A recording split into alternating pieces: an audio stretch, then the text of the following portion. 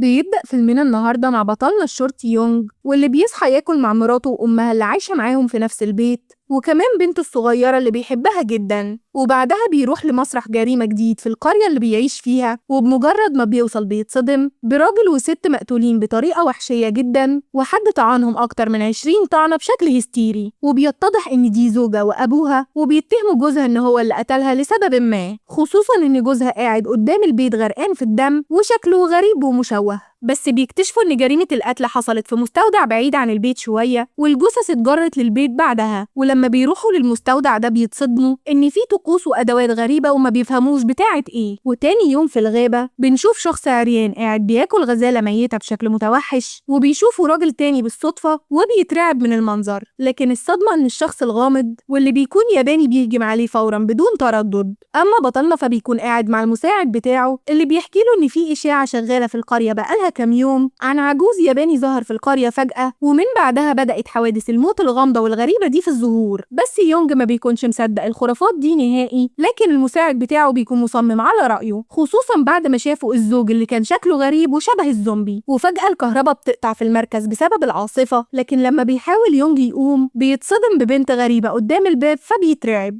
لكن لما بيفتح يشوفها بيستغرب إنها اختفت تماما وكأنها لم تكن. وبيبدأ بطلنا يشوف كوابيس مرعبة، وبيصحى من النوم وهو بيصرخ، بس بيقوم يفطر مع عيلته بشكل طبيعي عشان ما يحسسهمش بحاجة. بعدها بياخد بنته يجيب لها شوية هدايا ويقعدوا على البحيرة سوا، وبيبان إن يونج بيحب بنته جدا ومتعلق بيها. لكن بالليل بيجيله خبر بجريمة جديدة، فبيروح على المكان بسرعة وبيلاقي بيت مولع وجواه ست عمالة بتصرخ. ورغم إنهم طفوا الحريقة وخرجوها، إلا إنها كانت بتتصرف بعنف كبير جدا وشكلها كان غريب ومضطربة تماما. فبينقلوا جثة جوزها اللي مات على الإسعاف فورا. لكن الصدمة إن الست بتتجنن وبتهجم على يونج وبتوقعه في الأرض، وبتهجم عليه كأنها زومبي وبتحاول تقتله بشكل هستيري. لكن أفراد الشرطة بيحاصروها فبتسيبه وبتطلع تجري بسرعة. وبطلنا ما بيكونش مصدق اللي حصل لأنه كان هيموت، وبيحمد ربنا إن الرجالة قدروا يمسكوها في النهاية. وبنلاحظ إن الياباني كان واقف في المكان. وبيرجع يونج للمركز وبنته بتيجي تطمن عليه وبتجيب له ملابس لأنه مش هيروح دلوقتي، وبتزعل كمان إنه ما كلش لحد دلوقتي لكنه بيبقى متخرشم أساسا وكان هيموت من مفيش. وبمجرد ما بتمشي بيفتكر بطلنا إنه شاف الست بتاعة البيت المحروق قبل كده، وإن هي اللي جت وقفت قدام المركز امبارح لما الكهرباء قطعت. بس المشكلة لما بيروح عشان يتكلم معاها بيتصدم إنها شنقت نفسها على شجرة في الشارع. فبيبص على الجروح اللي كانت في جسمها وبيلاحظ إن شكلها غريب. ولما بيقعد بطلنا مع المساعد بيفكروا بالراجل الياباني، وإنه شافه بيحاول يقرب من الست اللي ولعت في بيتها دي قبل كده، وإن أكيد اتجننت وتحولت بالشكل ده بسبب الياباني. لكن يونج بيفضل مصمم إنه ما يدخلش الدجل والشعوذة في القضية. بعدها بيبقى قاعد مع شرطي زميله قدام البيت المحروق، وبيلاقي بنته واقفة بعيد وبتحدف عليهم طوب، وبيفكروها مجنونة في الأول لكنها بتتكلم مع بطلنا أول ما زميله بيمشي، وبتعرفه إن اسمها جين، وبتطلب منه يدخل معاها للبيت. وبتبص على أماكن الحريق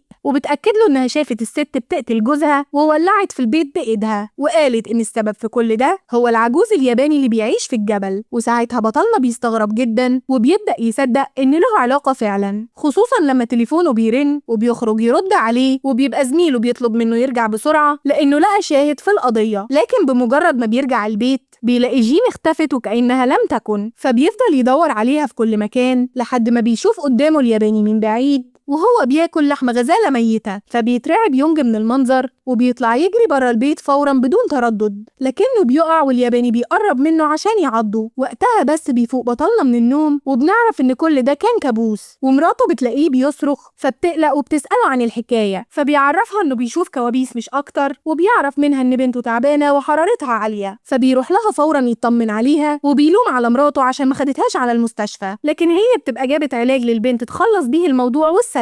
وتاني يوم لما بيرجع بطلنا المركز بيلوم عليه مديره لأنه قال إن معاه شاهد في القضية وبعدين اختفى، وبيطلب منه يشوف شغله ويدور على سبب الجرائم الغريبة دي في أسرع وقت.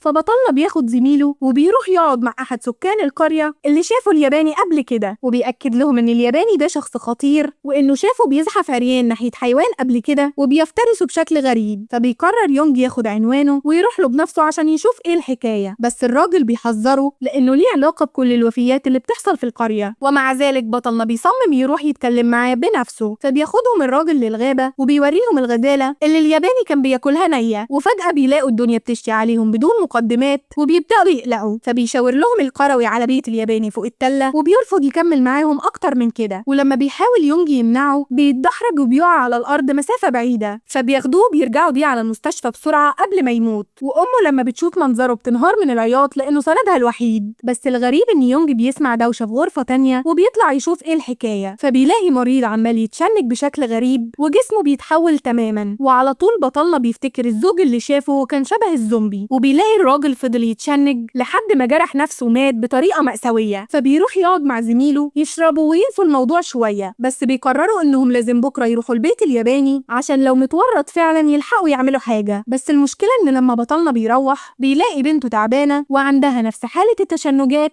اللي شافها قدام عينه في المستشفى. وطبعا يونج بيقلق جدا وبيفضل وراها لحد ما بيفوقها وهو خايف تلاقي نفس المصير طبعا. وبيتصدم اكتر لما البنت بتقوله انها شافت راجل غريب بيحاول يقتحم عليها الغرفة. بس اللي بيصدمه اكتر انه لما بيصحى تاني يوم بيلاقيها قاعدة بتاكل عادي مع مراته وحماته، وبتطلع حماته تتكلم معاه بعيد وبتوضح له ان البنت شكلها فيها حاجة، وده لانها بتاكل بشكل غريب. وكمان جارتهم اقترحت عليها ان تشوف لها شمان يعالجها يمكن تكون ملبوسة ولا حاجة. فبيقرر يونج يروح لبيت الياباني النهارده ويتكلم معاه، وبيبقى زميله جهز له مترجم ياباني عشان يساعدهم في المهمة دي. وبيوصلوا فعلا لبيت العجوز الياباني فوق التلة، ولما بيدخلوه بيلاقوا حاجات غريبة جدا جواه، وكمان في مكان سري جواه ادوات وطقوس شيطانية، وكمان صور كل الضحايا اللي ماتوا حتى الآن بتكون متعلقة على الحيطان. وبيبقى فيه كلب قدام البيت بيهجم على المترجم وكان هيموته، بس يونج بينقذه منه في اللحظة الأخيرة. ولما بيلاقوا الكلب فك بيجروا جوه البيت يستخبوا وبيحاولوا يوقفوه بكل الطرق الممكنة لحد ما بيبعد. وساعتها بيوصل العجوز الياباني وبيستغرب من وجودهم، فبطلنا بيخلي المترجم يقدم له اعتذار عشان يسيبهم يمشوا بدون مشاكل. وفعلا بيخرجوا من البيت المرعب ده على قيد الحياة، ويونج ما بيكونش عارف باللي زميله شافه في الغرفة السرية. فبيصدمه وبيحكي له انه شاف مئات الصور لضحايا ماتوا الفترة اللي فاتت متعلقة على الجدران، والأسوأ انه لقى فردة جزمة من بتوع بنت يونج. وده بيخلي بطلنا يطلع على بيته جري ويسأل بنته عن جزمتها، بس بيستغرب لما بيلاقي البنت بترد عليه بعدم اهتمام اساسا، وبتعرفه ان الجزمه مش بتاعتها وما يشغلش باله بالموضوع. ولما بيسالها اذا كانت قابلت العجوز الياباني بتصدمه انها قابلته فعلا. فبيتضايق يونج جدا وبيحاول يفهم ايه اللي حصل بينهم بالظبط، لكن البنت بتتصرف بشكل غريب ولا كأن في حاجة، لدرجة انها بتزعق ليونج وبتشتمه لأول مرة في حياتها. وطبعا بطلنا بيكون مصدوم ومش مصدق اللي سمعه، وبيدور في كراسة الرسم بتاعتها بالليل وبيتصدم لما بيشوف رسومات شكلها غريب ومتوحش، وكمان حاجات محروقة وشكلها غامض. فبيبص على رجلين بنته وبيكتشف ان عليها نفس العلامات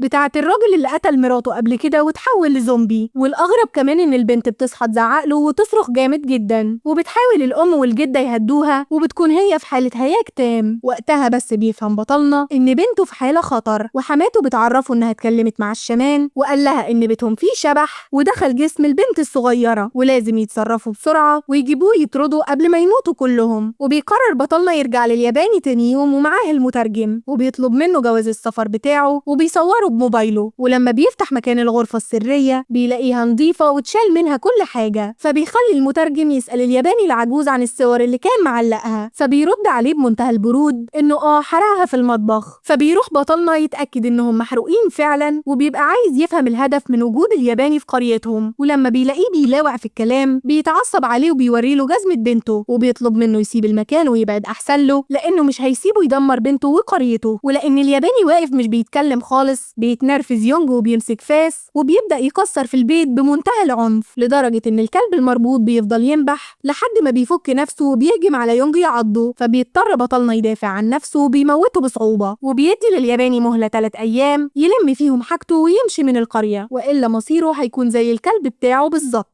وبالليل مراته بتاخد البنت تكشف عليها وبتنزل من عند الدكتور متضايقة، وده لأنه مقدرش يحدد مرض البنت أو نوعه، وده طبعا بيخليها تقلق رغم محاولة يونج إنه يطمنها. وتاني يوم بيصحى بطلنا على صوت صراخ مراته، وبتبقى شايفة الكلب متعلق من رجليه قدام البيت بتاعهم، وبيحاول يونج يقوم من مكانه لكن جسمه بيبقى مشلول تماما ومش قادر يتحرك، فبياخدوه للدكتور يعمل له جلسة إبر تفك جسمه شوية وبيطمنهم إن الموضوع مش خطير وهيتحرك تاني. بس حماته بتستغل الموقف وبتعرفه إنهم لازم يجيبوا الشمام بتاع الشعوذة عشان يخلصهم من الشبح اللي بيدمر حياتهم ده. بس بطلنا لما بيعرف إنهم سابوا بنتهم عند الجيران بيقلق وبيرجع بسرعة على هناك عشان ياخد الصدمة الكبرى، وإن بنته طعنت جاره أكتر من مرة بالسكينة بشكل عنيف جدا وموتته. ويونج لما بيشوفها قاعدة في ركن وماسكة السكينة بيتصدم، والشرطة بتيجي طبعا، والحمد لله الجار بيبقى لسه فيه الروح وبيتنقل على المستشفى. بس يونج بيقعد مع صاحبه وهو واثق تماما إن العجوز الياباني ورا كل اللي بيحصل له ده، وبيقرر يونج إنه يقبل بموضوع الشمان وبيجي لهم البيت تاني يوم، وبيدخل يشوف البنت ويفحص كل حاجة موجودة في المكان، وبيطلب من الأب يجيب جردل المية عشان يبدأ في طقوس التطهير لبنته وطرد الشبح، وبيولع نار وبيبدأ يقول تعاويذ وبيعمل طقوس أغرب من الخيال. والبنت بتبقى في حالة انهيار تام وعمالة بتصرخ ويونج بيعيط عشانها. وبعد ما بيخلصوا الشمان بيسأل يونج بشكل مباشر هو انت قابلت شخص مجهول ولا حاجة ممكن يكون مس بنتك بالأرواح، وبيأكد له ان بنته لابسها شبح قوي جدا وهيبقى صعب التخلص منه. ولما بيعترف له يونج انه قابل العجوز الياباني بيأكد له الشمان انه يعرفه كويس وانه يعتبر شبح خطير جدا مش انسان. وبيلاحظوا بعدها انتشار الوباء في القرية بشكل كبير، وكل شوية بيلاقوا جريمة جديدة بتحصل بشكل متوحش، فبيقرر الشمان يعمل طقوس خطيرة جدا لبنت يونج على أمل إنه يقدر يطرد الشبح اللي مسيطر على جسمها. وبيطلب من يونج فلوس كتير جدا عشان يتمم الموضوع بنجاح، وبيوافق بطلنا وبيسأله إزاي بيقول على الياباني شبح وهو إنسان حي، فبيصدموا إنه مات من فترة طويلة جدا وحاليا ما ينفعش يقول عليه إنسان بالمعنى الحرفي، ولو ما قدروش يوقفوه دلوقتي هيلتهم القرية كلها ويحولها لقرية أشباح. وتاني يوم بيستعد الشمان بجلسة الطرد فعلا، وعلى الطرف الآخر العجوز الياباني بيعمل طقوس مضادة هو كمان عشان يتصدى للشمان. والنزاع بين الاتنين بيحصل جوه جسم بنت يونج اللي بتبقى منهارة تماما وبتجيلها حالة تشنجات، بس الشمان بيفضل مكمل في طقوسه الغريبة ولا بيفرق معاه. لكن يونج لما بيشوف بنته في الحالة دي بيتصدم وبيقف عاجز وهو بيحاول يهديها، وبنشوف مبارزة روحية بتحصل بين الشمان والياباني العجوز بمنتهى الشراسة، وكل واحد فيهم بيحاول يستخدم طاقته المظلمة ضد التاني عشان ينتصر عليه. ورغم ان الشمان كان قرب ينتصر عليه فعلا، الا ان يونج ما بيستحملش المنظر اللي بنته فيه، خصوصا لما بتطلب منه يوقف اللي بيعمله فورا قبل ما تموت. وبيضطر بطلنا يوقف طقوس الشمان فعلا ويهد كل حاجة، وبيطلب منه ياخد اللي معاه ويمشوا من المكان وما يرجعوش تاني، وبيخلي مراته وبنته تاخد البنت على المستشفى بسرعة، وبيروح هو يقعد مع رئيس الشرطة ويحكي له اللي بيحصل لبنته. وطبعا رئيس الشرطة بيبقى مستغرب من فكرة ان الياباني العجوز مجرد شبح بيأذي الناس في القرية، وبيطلب منه يودي بنته المستشفى ويسيبه من الدجل والشعوذة. لكن يونج بيبقى اخد قراره خلاص وبيقرر يروح للياباني العجوز ويقتله بإيده عشان يخلص بنته للأبد. وبيروح تاني يوم يجمع كام واحد من صحابه وبيطلب منهم المساعدة، وفعلا بياخدوا كام عصاية يدافعوا بيها عن نفسهم وبيهجموا على بيت العجوز الياباني، بس بيكون هرب خلاص وساب وراه البيت في حالة فوضى وغرقان بالدم بسبب الطقوس بتاعت امبارح. بس فجأة واحد من زمايله بينادي عليه لأن في راجل زومبي ظهر قدامهم من الغابة، وبيحاولوا يضربوه بالعصيان أكتر من مرة لكنه مش بيتأثر خالص، وبيهجم على واحد فيهم بمنتهى العنف وكان هيموته. والمصيبة إنهم نازلين ضرب فيه والزومبي ما بيتأثرش ومفيش حاجة فارقة معاه، لحد ما يونج بيديله بحجر ضخم يبعده عن زمايله، بس بيمسكه هو والرجالة بتحاول تشيله من على بطلنا بكل الطرق لحد ما بيضربوه بأداة حادة بتغرس في دماغه، ورغم كده بيفضل عايش وبيهجم عليهم برضه. فبيتجنن يونج وبيحاول يموته بكل الطرق، والوضع بيكون جنوني على الآخر. وبنلاحظ إن العجوز الياباني مستخبي وبيراقب الموقف من بعيد لحد ما فجأة الزومبي بيديله حالة تشنجات شديدة وبيقع على الأرض وهو بيتألم لحد ما بيسكت تماما وبيموت لوحده. وبطلنا بيلاحظ وجود الياباني وبياخد الرجالة وبيطلعوا يطاردوه فورا، لكنهم بيوصلوا لحافة الجبل وبيلاقوه اختفى تماما. لكن الحقيقة إنه بيبقى متعلق في الصخور بصعوبة بالغة لحد ما بيمشوا، فبيركبوا العربية وبيمشوا. ويونج بيبقى قلقان على بنته وعمال يتصل على مراته لدرجة إنه كان هيعمل حادثة، وبيوقف العربية في الثانية الأخيرة. ولما بينزل منها بيتفاجئ بجثة العجوز الياباني واقعة قدامه على الطريق، فبيقرر يشيل الجثة هو وزمايله ويرموها في النهر عشان الموضوع ينتهي ومحدش يعرف حاجة. وبيرجع بطلنا المستشفى يطمن على بنته وبيلاقيها بقت كويسة، فبينهار من العياط وهو مليان إصابات، وبيدخل يطمن عليها وبيكون فاكر إن بموت الياباني خلاص الحكاية خلصت. لكن الصدمة إن زميله في نفس الليلة قتل صاحبة البيت اللي قاعد فيه بمنتهى الوحشية، وبيكون شكله كده اتصاب بالعدوى المجنونة اللي شغالة في القرية اليومين دول. وفي الوقت ده بنشوف الشمان وهو ماشي بينزف دم من مناخيره بشكل مفاجئ، وبيشوف بنت غامضة قدامه، وكل ما بتقرب منه بتخليه ينزف بشكل رهيب جدا وبيكون خلاص هيموت، لكنها بتسيبه وبتطلب منه انه يمشي من هنا فورا. فبيخاف الشمان جدا وبيقرر يخرج من القرية للأبد. لكن وهو في طريقه بيلاقي عدد ضخم من الحشرات بيهجم على ازاز عربيته لدرجة انه كان هيعمل حادثة، لكن بيقف وبينزل جري من العربية وهو خايف. بس لما بيستوعب ان مفيش حشرات ولا حاجة بيقرر يرجع للقرية من تاني، وبيتصل بيونج وبيطلب منه يرجع بيته فورا يطمن على بنته. ولما بيسأله بطلنا عن السبب بيوضح له الشمان انه كان رايح يبلغه حاجة، بس شاف بنت غامضة قدام البيت كانت هتموته وفلت منها بمعجزة. وبيأكد له انه عمل خطأ في الطقوس وان الياباني مش هو الشبح بل انها البنت الغامضة اللي شافها عند بيته، ولازم يروح هناك بسرعة. فبيجري يونج على بيته وبيتصدم ان بنته اختفت ومش موجودة، فبيروح يدور عليها في كل حتة زي المجنون لحد ما بيشوف البنت الغامضة قدامه وبيسألها عن مكان بنته، فبتأكد له ان بنته موجودة في البيت وهي شافتها بنفسها، لكن بتحذره ما يرجعش البيت وإلا كل عيلته هتموت. فبيستغرب بطلنا من كلامها، خصوصا لما بتأكد إن الياباني مستحيل يموت وإنه شبح فعلا ولابس بنته. وبيبقى يونج عايز يفهم هي كمان شبح ولا إنسانة عشان يثق فيها، لكنها مش بتديله إجابة وبتختفي وتظهر قدامه فجأة. وفي الوقت ده بنشوف بنت يونج في البيت بتاكل بشكل هستيري على الآخر، وكمان شكلها بدأ يتغير شبه الزومبي وكأنها مش في وعيها. وطبعا مرات يونج وحماته بيبقوا قاعدين بعيد وخايفين منها جدا. أما مساعد يونج فبيقرر يوصل للوكر بتاع الياباني وبيبقى عايز يعرف هو جنسه ايه بالظبط، ولما بيخمن انه الشيطان بنفسه بيقبل الياباني بالموضوع. وفي الوقت ده بيتصل الشمان على يونج وبيعرفه بالست الغامضة اللي واقفة قدامه، فبيأكد عليه الشمان انه لازم يسيبه منها خالص ويرجع بيته فورا عشان بنته. ولما بيقفل معاه بتعرفه البنت انه ما ينفعش يثق في الشمان لانه مجرد بيدق في اللعبة. بس بطلنا بيبقى مضغوط على الاخر ومش فاهم ليه كل ده بيحصل له هو وعيلته، فبتعرفه البنت الغامضة انه تآمر مع اصحابه على قتل الياباني وانهم نجحوا في ده فعلا.